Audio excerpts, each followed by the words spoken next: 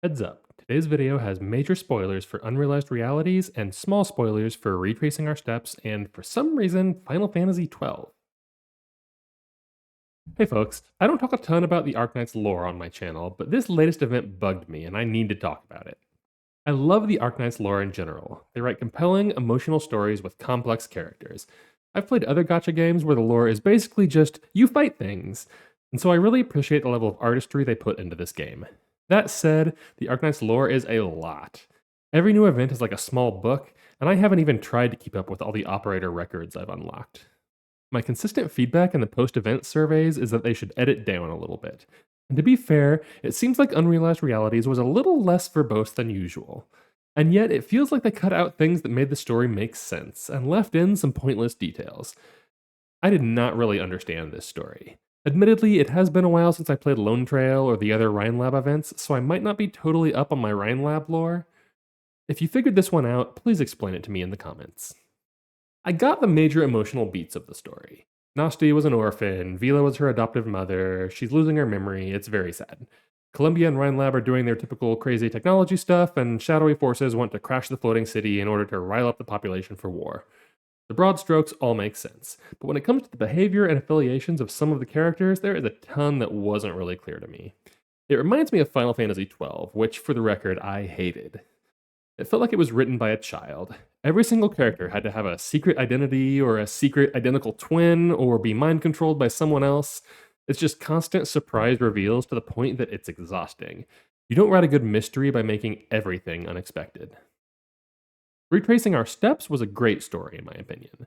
There are a few twists along the way. Some of them are pretty easy to see coming, and you can tell that Enceades has something up his sleeve, but you're not totally sure what. The characters all behave in line with their personalities, and so they're lovable and believable. But Unrealized Realities has twists that are just confusing. Take Oakley, whose real name is Fern. She stole the identity of the actual Oakley. Why? We don't really know. She's not on the run from the law, she just wanted a job. You could write this dude out of the story entirely and nothing meaningful changes. It's just a confusing twist taking up screen time. Fern is awfully flat for a playable character. She picks up a senile old woman in the wastelands and decides that what she needs is a tour guide? Her entire personality seems to be telling everyone that she wants to be a guide at every opportunity. Then there's Mary. She's helping Nasti, but she's actually Gordon's secretary, but she's actually a Maylander agent. But she double crosses Maylander because she's actually helping Vila because, I don't remember. She felt bad for her? She's not just a double agent, she's a quadruple agent. So she doesn't end up making a lot of sense because you get no sense of her priorities or principles. She's just there to be a plot twist. She has arts that can erase memories, and somehow that doesn't end up being one of the twists in this story. Also, take a look at this art. This is a lot for an NPC. Here's what Nasti looked like before this event.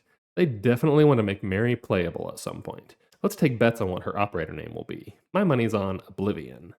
And have we mentioned this sexy, furry horse who's giving strong Zootopia 2 vibes? He's yet another double cross, but it's not interesting or satisfying because you have no backstory on who he is or who he works for. He catches Gustav off guard, but that carries no emotional weight for the reader because you have no particular reason to expect him to help Gustav in the first place. Gordon at least manages to be a somewhat lovable character with some guiding principles. Halfway through, he makes his costume change, puts on a jetpack, and then doesn't use it? Okay, that's a choice.